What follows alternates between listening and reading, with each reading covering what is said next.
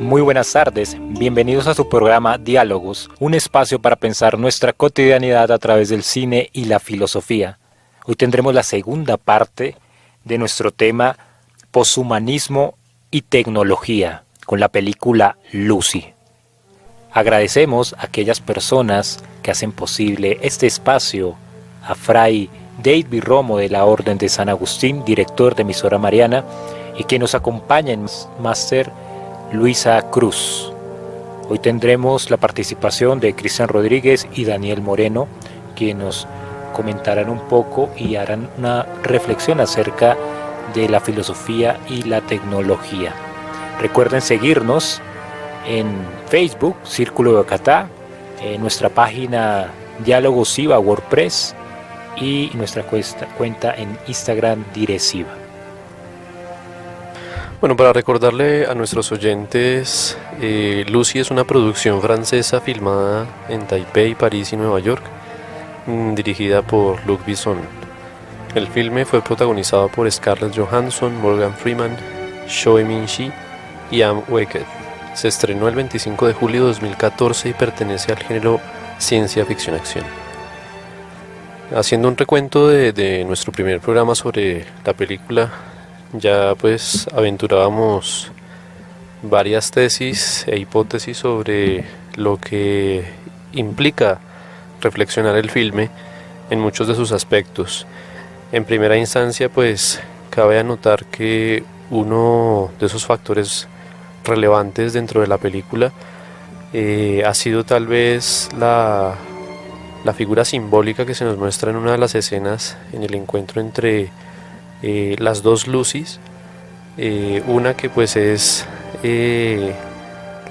Scarlett Johansson, que pues interpreta allí a Lucy Miller, una joven que pues estudia en Taiwán y que pues se ve alterada biológicamente hablando por una droga artificial que potencia sus niveles cognitivos e incluso afecta hasta tal punto su metabolismo que trascenderá la barrera del espacio y el tiempo, y se enfrenta con su antepasado más primitivo, que es también Lucy, una de las primeras antropoides de la que pues tenemos noticia real de su existencia, esqueleto que se ha encontrado casi que completo.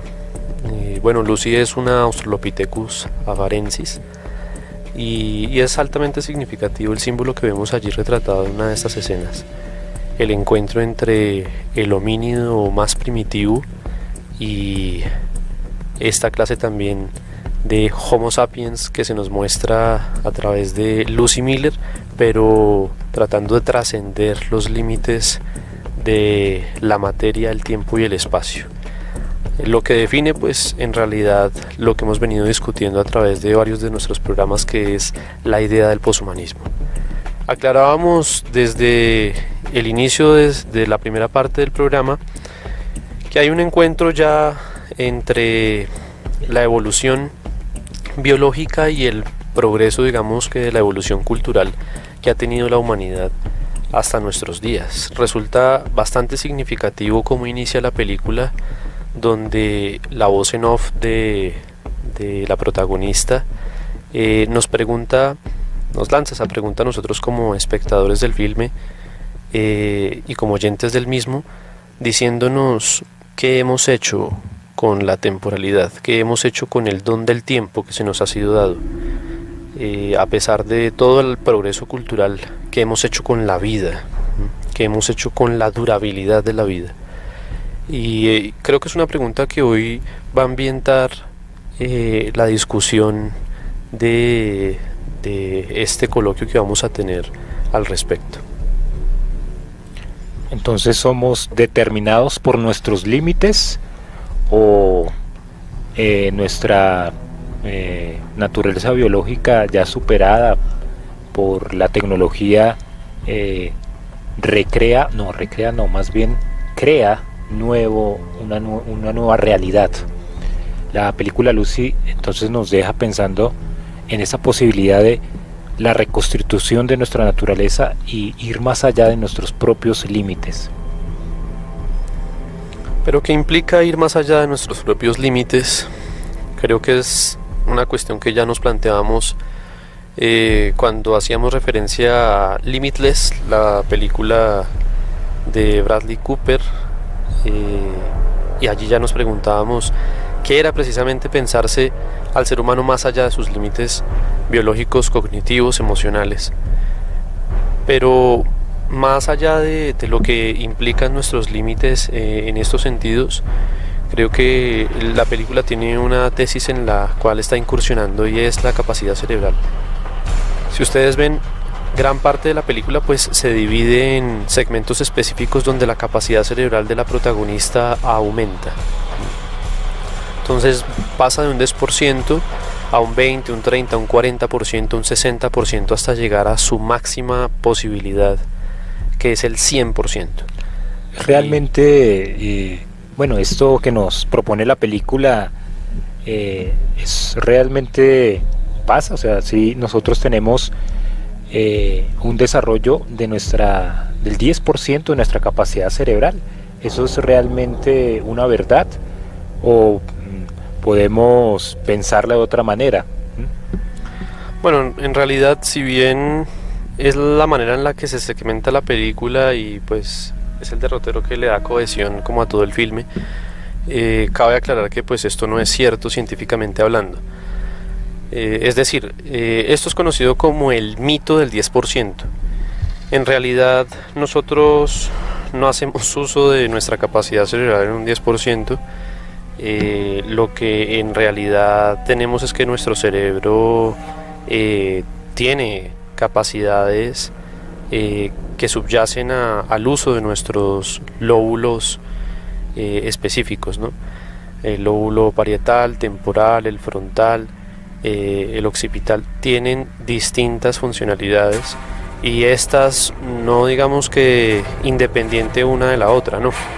Todo el cerebro es una unidad que a través de su diferencia digamos que tiene una gran diversidad de capacidades y extensiones, pero repito, esto es una unidad, no es digamos que un órgano disgregado en donde en cada lóbulo podemos encontrar acciones meramente específicas, no, incluso pues hay muchos lóbulos cerebrales en ambos hemisferios que pues se coadyuvan e intervienen en muchas de las acciones que pues nos permite emprender nuestro cerebro. Pero más allá de eso, más allá del mito del 10% que es el que ambienta la película, nos debemos es pensar el tema que de fondo trae el filme al tratar el tema de la poshumanización a través de la capacidad cerebral, o a través de cómo a través de una droga sintética podemos aumentar nuestra capacidad cerebral. Entonces, si gustan, pues no hablemos de cómo aumentar la capacidad cerebral en vista de que esto es más bien un mito, sino cómo la farmacología ha insistido en el hecho de que a través de las modificaciones que puedan surgir en este mundo de los fármacos sí puedan alterar de alguna manera nuestro organismo y por lo tanto la disposición de estos para tener una mayor aprehensión de las cosas, un mayor conocimiento sobre estas, pero vistas desde el punto de vista de una extensión de la capacidad y no de un incremento porcentual como lo vemos en la película. Bueno, entonces aquí la película, nos enfrentamos al tema de, ya es un hecho, poder mejorar nuestras capacidades cognitivas, nuestra capacidad cerebral. La película nos propone que a través de un fármaco, que es el CPH4, esta droga sintética, Lucy, el personaje principal, puede modificar toda su naturaleza biológica, ¿no? Teniendo ya esa posibilidad, se deja como entrever o pensar la idea de lo que nosotros somos es realmente cerebro, es toda la materialidad que subsiste ahí en el cerebro, ¿no? ¿Dónde queda el espacio para la espiritualidad? ¿O qué entendemos por la espiritualidad si redefinimos nuestra propia naturaleza en materia cerebral, en neuronas, en toda esa dinámica biológica que puede hacer control este superhumano? Desde una visión antropológica, digamos que de corte clásico, ¿no? Se concibe al hombre como una unidad corpórea y espiritual. Digamos que a pesar de que se nos ha habituado a pensar que se trata como de dos dimensiones opuestas, ¿no? Para la visión clásica no se trata de una especie de dualismo, ¿no? Se trata así de reconocer que el hombre tiene una naturaleza racional, una naturaleza espiritual, pero que es una naturaleza que de una u otra manera está encarnada en la materia, ¿sí? Y está encarnada en la materia precisamente para que esas facultades sean posibles, ¿no? Si uno quisiera dar cuenta de por qué un alma racional y espiritual como es el alma humana está unida a un cuerpo, ¿no? Que es material y por lo mismo corruptible, la respuesta está en esto mismo, ¿no? En que la unión con el cuerpo, con la materia, es para el conocimiento. Entonces, aquí, teniendo como base esa idea, pues es interesante poder explorar cómo, digamos, hay una base material, una base orgánica que de una u otra manera sí permite el desarrollo de las facultades cognitivas que poseemos, tanto por ser seres racionales como por ser seres espirituales, ¿no? Entonces, digamos, no se puede disociar eso lo uno de lo otro. Bueno, entonces será un tema que desarrollaremos también a través del programa precisamente, pero pues antes los dejaremos con uno de los soundtrack del filme de Lucy del 2014. Los soundtrack, pues cabe aclarar que pues estuvieron a cargo de Eric Serra. Los dejaremos entonces con I Feel Everything.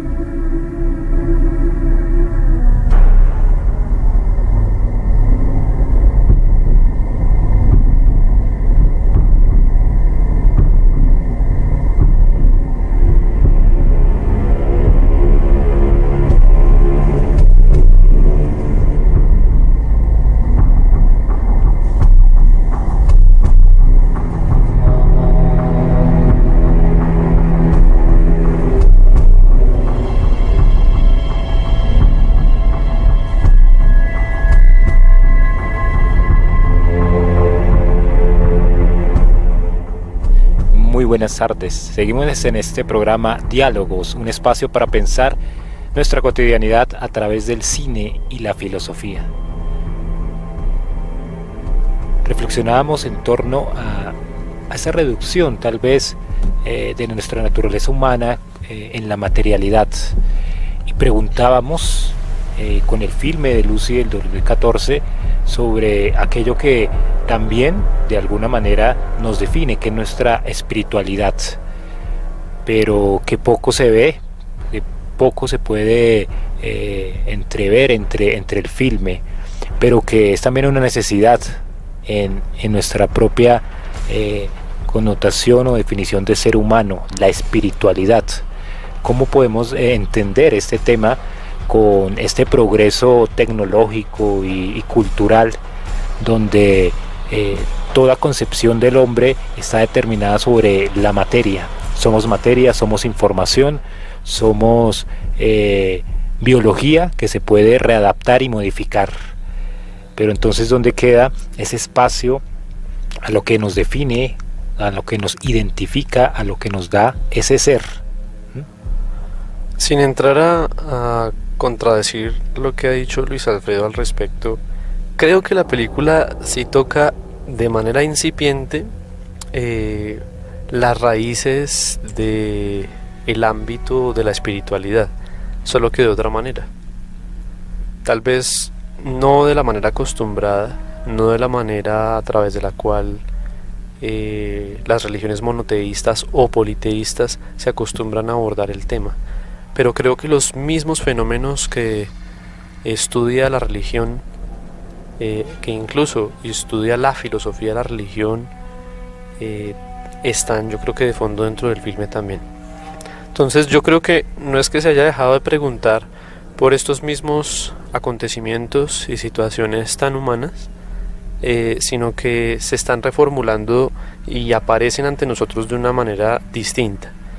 El poshumanismo ha tratado de desdibujar un poco la significación que esto puede llegar a tener de fondo dentro de los valores religiosos que sí puedan tener para cierto público, porque claro, para nuestros oyentes de pronto pueda resultar incluso aberrante las concepciones que se esconden detrás de fondo de la película, pero miren que lo que trae también la película a cotación es una nueva manera de ver estos fenómenos. Por ejemplo, el dolor. El dolor en la película es tratado de manera vital. Hay un control del dolor a través de esta droga sintética que es el CPH4. Y creo que en ese sentido las religiones también han tratado de brindar espacios en la intimidad personal para disipar el dolor anímico e incluso corporal. En este sentido lo vemos desde el poshumanismo, pero a través de las técnicas del quehacer tecnológico y científico. Y nos lo muestran de esta manera, ¿sí? Una manera de controlar el dolor podría llegar a ser esta, por ejemplo, que vemos allí en la película cuando a ella le van a sacar el CPH4 que tiene en su estómago, porque siendo una mula lleva esta droga para que sea vendida en Occidente. Y bueno, pues en la trama de la película vemos que pues ella va a escapar de donde la tienen prisionera y pues tiene esta bolsa, pero pues esta bolsa ha explotado en su vientre y pues ha causado lo que pues depara el filme, ¿no? Pero si vemos una parte muy importante en la película es cuando ella desiste de la anestesia porque puede controlar el dolor. Entonces miren que son nuevas maneras en las que el poshumanismo nos invita a reflexionar este tipo de aspectos tan humanos, pero controlados esta vez por la tecnociencia. En ese mismo episodio, en esa misma escena del filme, cuando entra al hospital para sacarse la bolsa del CPH4, hay también otro interesante episodio, otra interesante situación, y es la llamada que hace a la mamá. de alguna manera sí se puede entrever de pronto un poquito forzado, tal vez, esa idea de la espiritualidad en esa necesidad de compartir una experiencia, de compartir también esas sensaciones que experimenta. Cuando llama a la mamá y le cuenta que tiene por presente todas esas sensaciones de niña. Es interesante que cuando ella ya logra tener como una mayor capacidad de dominio en lo que se refiere a las ondas electromagnéticas, ¿no? A las ondas de radio y demás, cuando ella se comunica con el profesor Norman, si no me equivoco, ¿no? Que es el que había desarrollado todas las investigaciones en torno a la capacidad cerebral y a la reproducción celular, ¿no? Y es bonito lo que le dice, ¿no? A propósito de eso que comentaba Luis sobre el hecho de querer compartir, ¿no? Que él dice que el sentido de la vida está precisamente en eso, o sea, que si uno analiza, digamos, la unidad básica de la vida como es la célula, o sea, el sentido del ser de una célula estaba en eso, ¿sí? En compartir información hacia otra y que esa misma compartiera su desinformación hacia la otra, ¿no? Y le ponía que, o sea, qué hacer con todas las capacidades que ella tenía, era eso. O sea, como que de alguna manera el sentido de lo que ella estaba experimentando estaba en eso, en compartir con la humanidad el conocimiento que estaba adquiriendo, ¿no? Y pienso que esa necesidad de compartir, así como lo hizo con la mamá, ¿no? Cuando la llama y empieza a compartirle todas las sensaciones que tiene, y esto mismo que le dice el doctor Norman, pienso que esa es una como de esas exigencias de nuestra naturaleza espiritual, ¿no? La necesidad de compartir con otros, como que de alguna manera el recuerdo permite como perpetuarnos, ¿sí? Como una forma de inmortalizarnos. Recuerden seguirnos en nuestra página en Facebook, Círculo Bacatá, nuestro Instagram, Diresiva, y nuestra página en WordPress, Dialogosiva WordPress. Ahí estarán los programas anteriores de esta temporada. Vamos a dejarlos con otro soundtrack de esta muy buena película. Los dejaremos a continuación con Melt into Matter.